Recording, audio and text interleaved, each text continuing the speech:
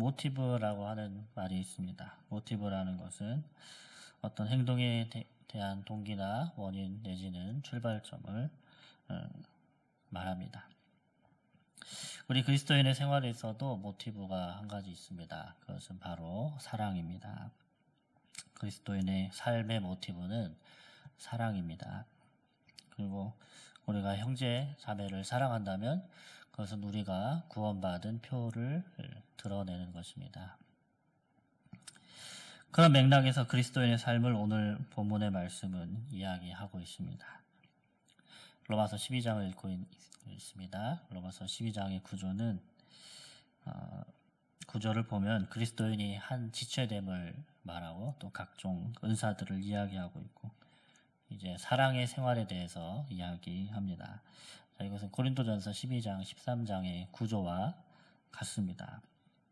고린도전서에서도 사도 바울은 12장에서 그리스도인의 한 몸됨과 은사에 대해서 이야기하고 그리고 13장에서 그 유명한 사랑에 대해서 이야기하죠.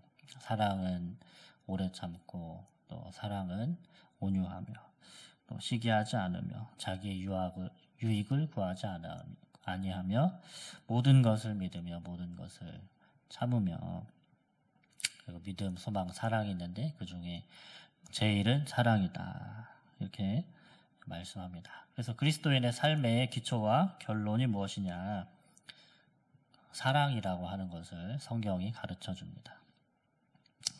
그래서 로마서 12장에서도 그리스도인의 한몸됨에 대해서 설명하고 이제 사랑하라는 이 명령을 하고 있습니다. 자, 여기서 사랑이라고 하는데 사랑이 무엇입니까? 우선 문자적으로는 아가페라고 하는 단어를 쓰고 있습니다. 자, 아가페의 사랑은 인간적인 사랑이 아니고 하나님의 사랑입니다. 자, 하나님의 사랑은 무엇입니까? 아들을 하늘에서 죄인인 인간들을 위해서 보내주시고 그 죄인들을 대신해서 아들을 희생시키셨습니다. 모든 것을 주신 사랑입니다. 한없이 참아주시고 기다려주시고 믿어주시고 또 이기심 없이 모든 것을 주는 사랑, 그것이 아가페인 것이죠. 이 아가페의 사랑은 우리들이 하나님께 받고 실천할 수 있는 사랑입니다. 그러나 우리의 스스로의 능력으로는 이 사랑을 할 수 없고 하나님께 능력을 받아야만 할 수 있는 사랑입니다. 자, 본문에서 우리가 이제 실천해야 할 이 아가페에 대해서 쭉 말씀을 합니다. 이 사랑의 특징들이 있는데 이것을 살펴보도록 하겠습니다. 그것은 9절에 보면 사랑에는 거짓이 없다는 것입니다. 사랑에는 거짓이 없나니 악을 미워하고 선에 속하라. 사랑에 거짓이 없다는 말은 사랑엔 위선이 없어야 한다는 것입니다. 자, 이 말씀은 사랑을 순수하게 하라. 가식 없이 하라는 것입니다. 교회에서도 만나면 겉으로는 웃으면서 안녕하세요 이렇게 인사하지만 속으로는 욕하고 있고 뒤에서는 뒷담화하고 그것은 사랑이 아니죠. 사랑에는 거짓이 있어서는 안 됩니다. 위선적이어서는 안 됩니다. 그런데 인간관계를 하다 보면 반드시 갈등이 생기게 되기 마련입니다. 그런 갈등 속에서 미움과 분노, 증오와 같은 감정이 싹트게 됩니다. 자, 그렇지만 그것을 상대방에게는 거의 내색을 하지 않죠. 겉으로는 아닌 척하는 경우가 많습니다. 또한 상대방을 이용하기 위해서 겉으로 좋아하는 척을 하기도 합니다. 자, 이런 일들은 모두 진실하지 못한 모습이죠. 자신의 마음을 숨기고 거짓 평화로 위장된 삶을 살아가는 것입니다. 자, 이렇게 인간관계를 하다 보면 이러한 외면과 내면의 충돌이 일어나게 됩니다. 왜 이런 일이 일어납니까? 우리 마음에 참된 사랑이 깃들어 있지 않기 때문입니다. 내 마음에서는 상대방을 좋아하지 않고 싫어하고 그런데 내색은 하지 못하고 또 신앙생활은 함께 해야 되고 그러니까 겉으로는 가면을 쓰고 상대방을 대하게 되는 것이죠. 결국 내 마음의 문제입니다. 내 마음에서 상대방을 용납하고 상대방을 이용하지 않는 순수한 사랑이 있어야 합니다. 그럴 때 거짓 없는 사랑을 할 수 있습니다. 그러나 사랑은 쉬운 일이 아니죠. 솔직히 거짓 없이 사랑하는 것이 쉽습니까? 내가 좋아하지 않는 사람을 어떻게 정말 가식 없이 좋아하고 사랑할 수 있겠습니까? 내가 먼저 따뜻하고 친절한 마음을 가지는 게 그게 생각만으로 되는 일이겠습니까? 그렇지 않죠. 그렇다면 해결책은 무엇일까요? 그것은 우리가 다시 복음으로 돌아가는 것입니다. 나를 용서하신 예수 그리스도의 희생을 기억하는 것입니다. 나같이 하나님 앞에서 교만 떨고 가식 떨고 하나님 보시기에 하나 아름다울 것 없는 사람을 하나님은 불쌍히 여기시고 그리스도의 피로 용서하여 주셨습니다. 그리고 이런 부족한 나를 너는 내 아들이다, 딸이다 이렇게 용납해 주시면서 돌아온 탕자처럼 맨발로 뛰어가서 맞아주시고 자녀 삼아주시고 지금까지 지었던 모든 죄들을 기억하지 않아주신 하나님이십니다. 하나님은 그런 죄인인 나를 그렇게 대해주셨습니다. 하나님의 자녀답게 살지 못해서 지금도 그분의 마음을 아프게 해도 끝까지 포기하지 않고 하나님은 우리를 붙들어 주셨습니다. 나 같은 것을 위해서 그 사랑하는 아들을 십자가의 제물로 몸이 핏덩이가 되는 그런 고통 가운데서도 나를 위해서 그 아들을 주셨습니다. 그런 하나님의 은혜를 떠올릴 때 내가 그 사람들을 용서하지 못할 이유가 어디 있을까? 내가 전혀 아름답지 않을 때, 우리가 원수 되었을 때 우리를 위해서 죽어주신 그 그리스도의 사랑을 생각할 때, 내가 받은 그 사랑을 내가 깨달을 때 우리는 그 형제 자매에게 따뜻한 마음을 가질 수 있는 것입니다. 미국의 팀 켈러 목사님은 이렇게 말합니다. 오 주님, 저는 주님 앞에서 이 사람보다 훨씬 사랑스럽지 못했습니다. 그럼에도 주님은 저를 위해 고통당하시고 죽으셔서 제게 생명을 주셨습니다. 사실 제가 할 일은 이 사람을 위해 작은 시간과 노력을 드리는 것밖에 없습니다. 그렇습니다. 우리가 하나님의 크신 사랑, 복음을 체험했다면 우리는 주님의 사랑을 떠올리고 나의 편협함을 회개하고 그러고 나면 주님의 그 따뜻한 사랑으로 우리의 마음이 채워질 것입니다. 그 받은 사랑을 가지고 그 사랑의 능력으로 용서하고 진실한 사랑을 할 수 있는 것입니다. 또한 사랑은 열심을 품는 것입니다. 11절에 부지런하여 게으르지 말고 열심을 품고 주를 섬기라 이렇게 말씀합니다. 부지런하여 게으르지 말라는 말을 원어의 의미로 더 자세히 살펴보면 열심을 내는 데 있어서 주저하지 말라는 말입니다. 자, 이 11절의 문형을 보면 분사구로 되어 있어서 앞절 10절을 수식을 하고 있습니다. 그래서 바로 형제 사랑을 이렇게 하라는 것입니다. 그러니까 형제 사랑을 열심을 내는 데 있어서 주저하지 말라라는 것입니다.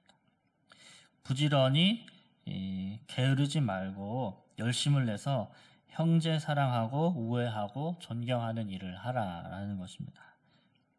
자, 그 중간에 11절에 열심을 품다라는 말씀을 원문의 의미로 보면 성령으로 들끓어라, 성령으로 타오르라 이런 의미입니다. 그래서 성령으로 끓어오르고 타올라서 주님을 섬겨라는 것인데 결국 형제 사랑하고 우애하고 존경하고 이런 일을 열심히 타오르는 성령으로 행하는 것이 주님을 섬기는 일이다라는 결론을 내리고 있는 것입니다. 자, 12장 첫째, 둘째 구절에 우리를 산 제물로 드리라 했죠. 자, 그 명령은 우리가 이 말씀대로 올바른 그리스도인의 삶을 살아갈 때 그 삶을 하나님이 받으시는 것입니다.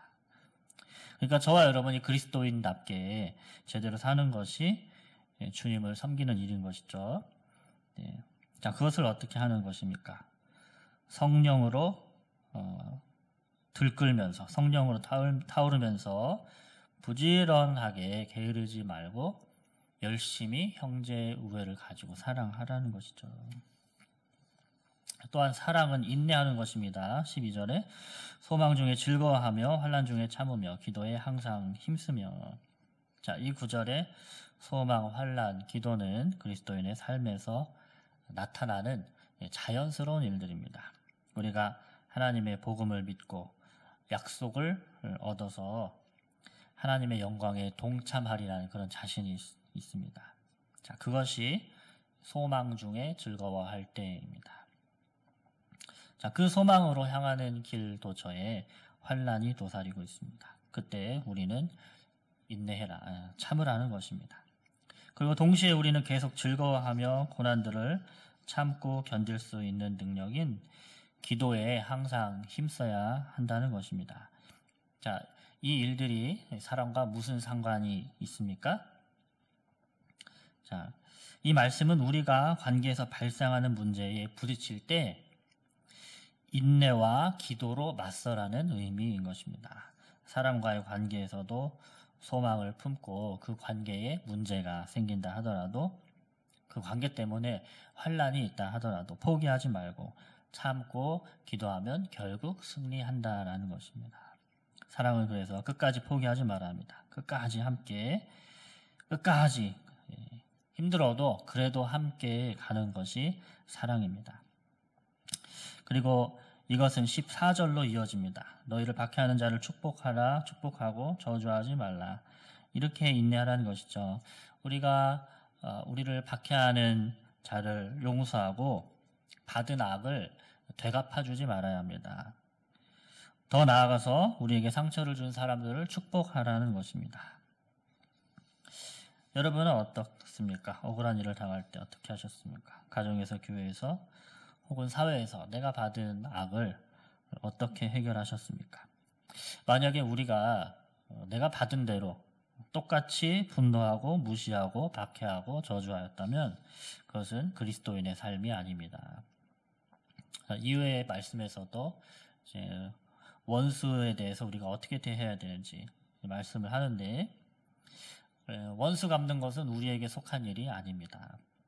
아무리 억울하고 마음 상하는 일을 당했다 하더라도 우리에게는 그에게 똑같이 되갚아줄 권리가 없습니다. 모든 것을 하나님께 맡겨드려야 하는 것입니다. 그리고 오히려 그를 축복하라고 하나님은 말씀하시죠. 예수님도 말씀하셨습니다. 마태복음에 보면 너희 원수를 사랑하며 너희를 핍박하는 자를 위하여 기도하라. 그것이 믿음이 있는 자의 태도이고 하나님을 신뢰한다는 증거입니다. 그러면 그리스도인의 이 삶이 얼마나 이게 바보 같습니까? 우리는 맨날 당하고 그냥 죽이면 죽는 대로 그냥 목 내놓고 때리면 때리는 대로 그냥 두드려 받고 그냥 우리만 사랑하고 이런 바보 같은 삶이 어디 있습니까? 억울하시죠? 근데 하나님께서 일하여 주신다는 거예요. 하나님을 믿어야 합니다. 하나님이 원수를 안 갚는다고 하신 게 아니에요. 너희들이 갚지 말라는 것입니다. 내가 갚는다. 우리는 하나님의 일을 하라는 것입니다. 예수님이 하셨던 일, 사랑의 일만 하고 그것이 하나님의 성품이기 때문에 그 사랑을 드러내고 모든 억울함과 또 두렵고 그리고 아팠던 그 일들에 대해서는 내가 다 처리해 줄 것이다. 너희들은 절대 원수를 갚지 마라. 하나님이 일하신다는 것을 믿고 하나님께 다 맡겨드리는 것입니다. 그럼 하나님이 다 알아서 처리해 주실 것입니다. 그래서 어려움이 있을 때 하나님께 다 말하십시오. 여러분이 움직이지 마시고 하나님께 맡기십시오. 그것이 참된 기독교인입니다. 사랑하는 여러분, 지금까지 짧게나마 로마서 12장의 그리스도인의 생활에 대해서 이 말씀을 배워봤습니다. 자, 이것은 우리의 힘으로는 할 수 없는 사랑의 삶입니다. 그러나 오래 참음과 기도로 힘을 얻으면 이런 사랑을 할 수 있다고 말씀합니다. 그러므로 인내와 기도를 통해서 사랑의 힘을 얻으시기를 축복드립니다. 그리고 그러한 삶으로 세상에 그리스도의 성품을 드러내는 우리가 되기를 주님의 이름으로 축복합니다.